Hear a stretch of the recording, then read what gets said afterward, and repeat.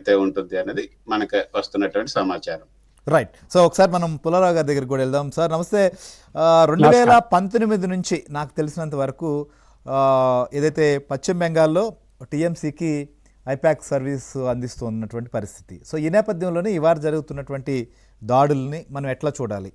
So ఒకవైపు ఏమో ED వారి సంస్థకు సంబంధించినటువంటి ప్రస్తుతం పొలిటికల్ సర్వీస్ అనే కాదు కానీ మిగిలినటువంటి అంశాల్లో జరిగినటువంటి లావాదేవీలపైన దృష్టి పెట్టింది. సో కానీ మొత్తానికి ఇది ఉండేటువంటి అవకాశం ఉందనేది ఒక చర్చ. ఇంకోవైపు మమతా బెనర్జీ రోడ్ల మీదకి వచ్చింది, ఆమె ఇంటికి వెళ్ళింది, ప్రతీక్ జైన్ సంబంధించి కూడా ఇది కేవలం మా అభ్యర్థులు మా వ్యూహాలను తస్కరించేటువంటి కుట్ర అంటోంది. ఒకటి ఇది 2019 అన్నారు. ప్రశాంత్ కిషోర్ ఉండేవాడు కదా, వాడిదే కదా ఈ కంపెనీ, వారిదే కదా ఇది. 2021లో మమతా బెనర్జీ ఎలక్షన్ తమిళనాడులోనూ ఇక్కడ జరిగినప్పుడు ఆయనే కదా చేసింది. తర్వాత 2023, 24లో అమ్మేశాడు.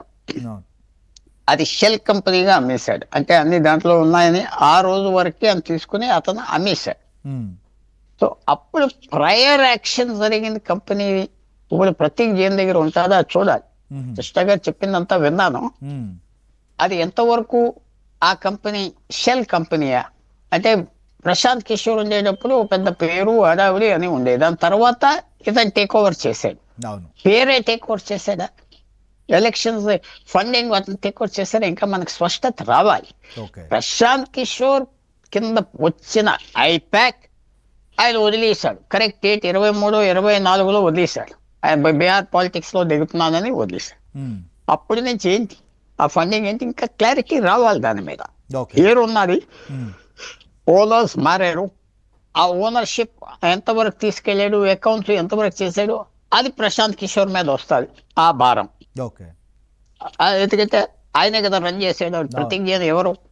సో అది మనం కేర్ఫుల్ గా ఆ లైన్ చూసుకోవాలి, ఆ తారీఖు చూసుకోవాలి. అప్పుడున్న డైరెక్టర్లు ఎవరు, ఇప్పుడున్న డైరెక్టర్లు ఎవరు, కలిసి అకౌంట్స్ ఏంటి, వాళ్ళకి అకౌంట్స్ ఏంటి, ఇవన్నీ కూడా ముడిపడి ఉంటాయి. కాబట్టి 1 by 1 అన్ని వివరాలు లోతులకు వెళ్తే అన్ని వ్యవహారాలు బయటకు వచ్చేటువంటి ఛాన్స్ బయటకు వస్తాయి.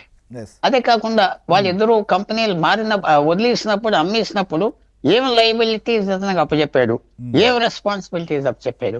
లీగల్ గా కొన్ని ఉన్నాయి, నేనే తీసుకుంటాను, లీగల్ గ్యారెంటీస్ ఏమి ఇచ్చాడు, ఇన్కమ్ ట్యాక్స్ గ్యారెంటీస్ ఏమి ఇచ్చాడు కంపెనీకి, అవన్నీ మనకి ఇంకా బయటకు రావాలి కదా.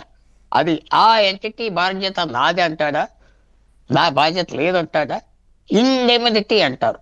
ఇండెమినిటీ అంటే ఇక నాకేం డ్యామేజ్ జరగదు, నేనే ఉన్నాను, మీకు వస్తువు అమ్మాను, ఒక కారు అమ్మాను, ఆ కారు మీరు తీసుకుని డ్రైవ్ చేస్తున్నాడు. అప్పుడు ఏదో యాక్సిడెంట్ అవి నేను కొనుక్కోమని మీ మీద పడతాదా, నా మీద పడతాదా, నా మీద పడతాది. ఇండెమినిటీ బాండ్ అంటారు. ఆ సంతకం పెట్టేదా చేసి ఉంటాడు ప్రశాంత్ కిషోర్.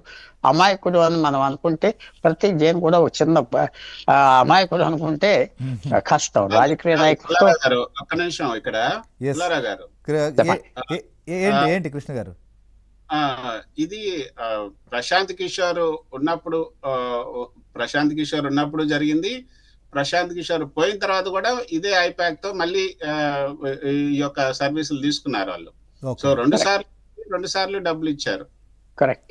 అది ఎలాంటివి ఇచ్చారు, ఏమి ఇచ్చారు బయటకు వస్తాయి. మీరు చెప్పినట్టుగా ఆ క్లారిటీ రావటానికి ప్రశాంత్ కిషోర్ మేనేజ్మెంట్ అప్పచెప్పినప్పుడు ఏం అగ్రిమెంట్ ఉండాలి, ఆ ఇండెమినిటీ, ఆ జరిగిన కూనలు జరిగినాయా, మంచి జరిగినాయా, ఎవరు చేశారు, ఏం చేశారు, అది మనకు వస్తుంది. ఇవాళ రేపో మాపో వస్తుంది ఆ స్టేట్మెంట్.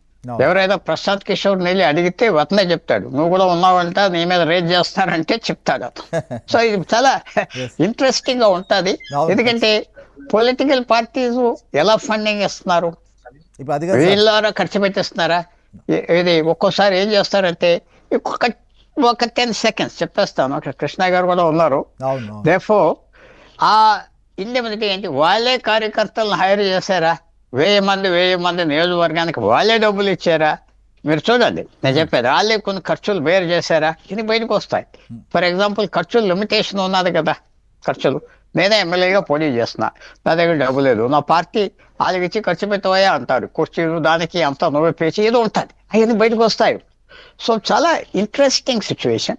నాకు తెలిసినంత వరకు ఇంత పెద్ద సమస్య మీద మొదటిసారి ఇలాంటి రేట్ జరగటం ఇది చాలా మనకు క్లారిటీ వస్తుంది. ఏ పొలిటికల్ పార్టీ ఎలా ఖర్చు పెట్టారు, డబ్బేమి ఇచ్చారు, ఊరికన్నా సర్వీస్ చేశారా, లేకపోతే వాళ్ళే కిరాయికి ఇచ్చి మనుషులు పెట్టారా, కొన్ని చోట్ల వాళ్ళే మనుషులకు హైరింగ్ చేశారు, వాళ్ళే చేశారు అని బయటకు వస్తాయి. అవును, సభలో సమావేశాల్లో కూడా వాళ్ళ ఎంప్లాయీస్ కనిపించి ఒప్పందాలు కూడా వెళ్ళినటువంటి పరిస్థితులు, అక్కడ నుంచి మాట్లాడిన సందర్భాలు కూడా మనం చూసాం కదా. ఇప్పుడైతే మీ చేతిలో మ్యాజిక్ ఉన్నదో పొలిటికల్ లీడర్స్ అందరూ వచ్చి అది పంచుకోవడానికి వచ్చారు. ఎలా బిహేవ్ చేసేవాడు ప్రశాంత్ కిషోర్ ముఖ్యమంత్రులతో వాళ్ళతో ఫస్ట్ పేరు పెట్టి పిలిచేవాడు. వాళ్ళు మనం అయ్యా బాబు గారు అంటాం, అలాగే అనేవాడు కాదు, అందరినీ ఫస్ట్ పేరుతో పెట్టి పిలిచేవాడు. వాళ్ళు తల ఊపేవారు, మహా స్టాలిన్, మహా మమతా బెనర్జీ అందరూ. సో ఇప్పుడు ఇవన్నీ బయటకు వస్తాయి, చాలా ఇంట్రెస్టింగ్. ఎస్, ఓ రకంగా ఇది రాజకీయ టైంలో చేశారు మమతా బెనర్జీ అంటాం, అది కుదరదు. ఎందుకంటే మీ స్నేహితుడు దొంగతనం చేస్తున్నాడు పట్టుకుంటే, నా స్నేహితుడు అని పట్టుకున్నావా, దొంగతనం చేస్తున్నావని పట్టుకున్నారా అని ప్రజలు అడుగుతారు. సో ఇది చాలా ఇంట్రెస్టింగ్ ఎపిసోడ్. అంటే ఆ సందర్భం సార్, అంటే ఎలక్షన్స్ మాకు పార్టీకి మాకు సర్వీసులు అందిస్తున్నారు కాబట్టి మా అభ్యర్థులను లేదా మా వ్యూహాలను తస్కరించేదానికి మొత్తం కూడా పట్టుకోబోతున్నారు, అందుకోసమనే మేము అడ్డుకుంటున్నాం అనేది వారు చెప్తున్నది. సో అట్లా ఆ ఉద్దేశంతో ఇవన్నీ చేస్తున్నారా?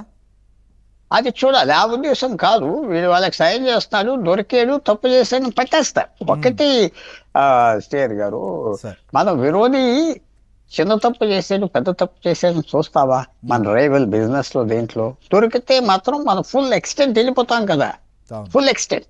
వాళ్ళు వెళ్తున్నారు, అదే బీజేపీ కాకపోతే ఇంకో పార్టీ ఉంటే వాళ్ళు వెళ్తారు, నువ్వు తప్పు చేసావా లేదా, చేయలేదు, అది ఇప్పుడు ఎలా కోర్టుకు కూడా వెళ్తారు, ఇవాళ రేపు కోర్టుకి వెళ్తారు, కోర్టు దగ్గర ఏమంటారు చూడాలి. కానీ ప్రజల విషయం ఏంటంటే అక్కడ కొంచెం Mamata Banerjee popular leader, strong leader, కానీ 15-20 సంవత్సరాలు బట్టి ఉన్నది, యాంటీ ఇన్కంబెన్సీ ఉంటుంది. ఈ అలిగేషన్స్ ఇద్దరి మధ్యన ఎక్స్చేంజ్ చేసుకోవడం కొత్త కాదు కదా. సో ఇంపాక్ట్ ఎంత ఉంటుందో చూడాలి, బయటకి ఏమొస్తుందో చూడాలి. ఒక్క విషయం పుల్లారావు గారు, మనం చూసాం సరే, ఆయన ఢిల్లీ నుంచి తమిళనాడు వరకు చాలా రాష్ట్రాల్లో చేశారు, సో ఆంధ్రప్రదేశ్లో కూడా చేశారు. ఇప్పుడు దీంట్లో లోతులుగా ఈడీ వెళ్ళి ఆ అకౌంట్లు, వ్యవహారాలు, ఏ పార్టీ నుంచి ఎంతెంత వచ్చాయి లేదా ఎలా వచ్చాయి అనే లోతుల్లోకి వెళితే ఆంధ్రప్రదేశ్ సంబంధించి కావచ్చు, వైసీపీ సర్వీస్ అందించినటువంటి అంశం కూడా వెలుగులోకి వచ్చేటువంటి అవకాశం ఉంటుందా లేదా? మొత్తం లోతుల్లోకి నేను ఇందాక చిన్న మాట చెప్పాను, అది మరి ఆ ఇండెమినిటీ బాండ్ ఏదో సంతకం పెట్టాడు ప్రశాంత్ కిషోర్, ఆ రోజు వరకు చేసింది ఆయన నెత్తి మీద ఉంటుందా, కొత్త వాళ్ళకి చెప్పాడా? అది మీరు, అది చాలా సీరియస్ మ్యాటర్. ఒక కంపెనీ ఉన్నది, నేను మేనేజ్మెంట్ కొనుక్కుంటాను, కొనుక్కుంటే లయబిలిటీస్ అని నాతో వచ్చేస్తాయా, ఏ లయబిలిటీస్ వస్తాయి, అది బయటకు రావాలి కదా, అది బయటకు రావాలి కదా. చాలా పార్టీలని చాలా మంది నాయకులను బయటకు తీసుకొస్తుందేమో ఇప్పుడు బయటకు తీసుకొచ్చినా కొంచెం మన నాయకులకి ఏమంటారు, ఈ మొసలు తోళ్ళు ఉన్నాయి కాబట్టి పట్టించుకుంటారా, పట్టించుకోడు.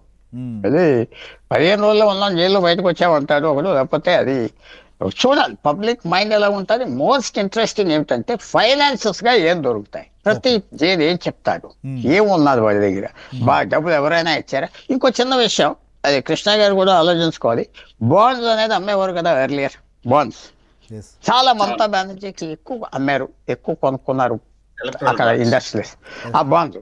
అది